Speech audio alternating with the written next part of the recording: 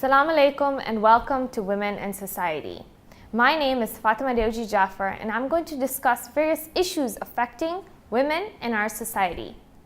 Today I want to explore the lives of some of the most remarkable women in Islamic history. We have so many inspiring role models that teach us to stand up for the religion of Islam and show the world that Islam truly empowers women. Some may say that Islam condemns women to the private sphere, but the Quran speaks against the misconception. Zainab bint Ali, the granddaughter of the Prophet, peace be upon him, can be considered one of the first war zone journalists. After her brother and sons were killed, she was marched alongside other captives to the court of Caliph Yazid. But captivity would not silence her, for she spoke to Muslims all along the way, condemning the Caliph for his wrongdoings. When brought to Yazid's court, Zainab spoke so eloquently against him that the entire court was enthralled, which led to her eventual release. Zainab bint Ali has since been hailed the hero of Karbala for her bravery and bold words. Zainab was so pivotal in the saga of Karbala. Without her outspokenness, she and her family may not have survived. The story of Zainab shows us that women's voice is powerful and should not be silenced. We as a people can only benefit from the added voices of women. Today, many Muslim women are still oppressed. In Saudi Arabia, a woman's voice is considered awra and therefore should not be heard in public. This goes against what is written in the Quran and what Zainab, a direct descendant of the Prophet, peace be upon him, did thousands of years ago. This is a cultural tradition that uses religion as a mask. In the history of Islam, there are many empowered women who contributed greatly to the cause. The Prophet, peace be upon him's first wife, Khadija, was a powerful, wealthy businesswoman and undoubtedly the first person to embrace Islam. It's said that the number of her caravans was greater than all the other merchants of the Quraysh put together. She was given the title of Amirat Quraysh, meaning Princess of Quraysh, and Al-Tahira, meaning the Pure One, due to her reputation. Despite being one of the greatest businesswomen of her time, she never compromised her integrity or modesty, even though she was working in a male-dominated era. She was a woman of high morals, hiring only those that could meet these standards. Today we talk about the glass ceiling. Khadija shattered it 1,400 years ago. Khadija was the first person to put her wealth to the service of Islam, using her money to ransom Muslim slaves and to feed and clothe the poor. When the people of the Quraysh taunted the Prophet, peace be upon him, for being the poorest man in Makkah, she went out to the courtyard where they all stood and declared that she was gifting all her wealth to the Prophet Muhammad, peace be upon him.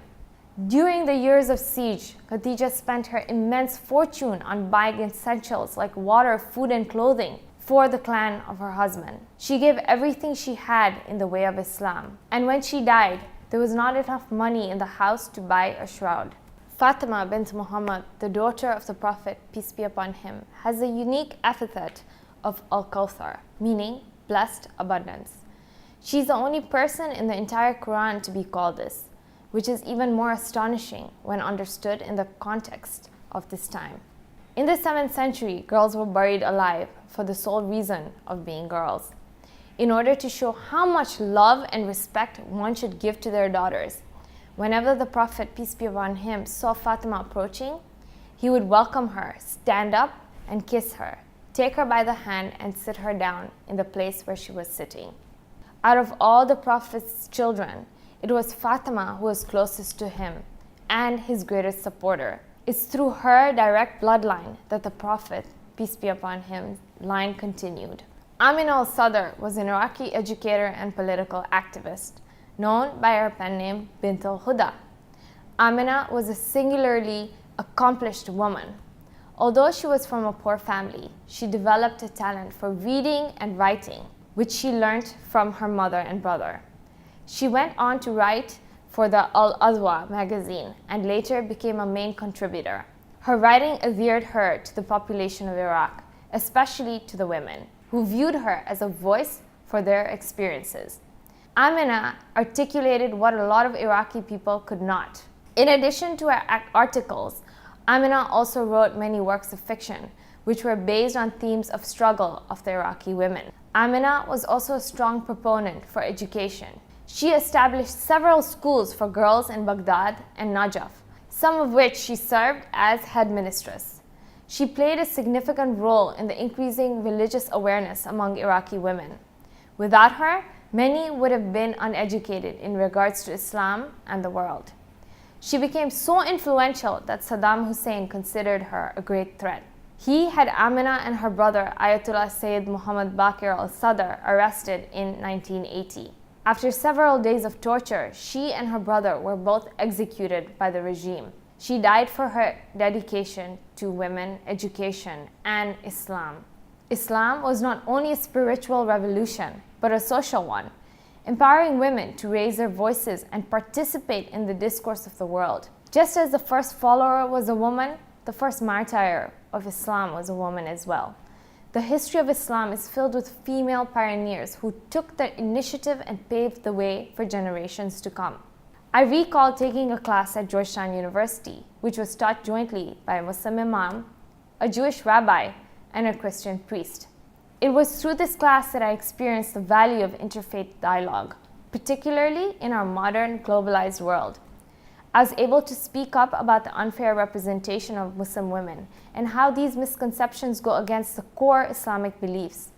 I was also able to learn about both Judaism and Christianity, as well as the experiences of my fellow classmates. In order to combat Islamophobia, Muslim women must speak up. We need to dispel the stereotypes with our own voices and show the world just how empowered Muslim women truly are. We must follow in the footsteps of our foremothers, including Zainab, Khadija, Fatima, and Amina.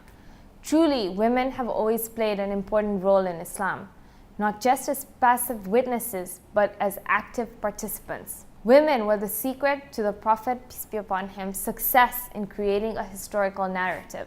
By including both men and women, he was able to accomplish so much more.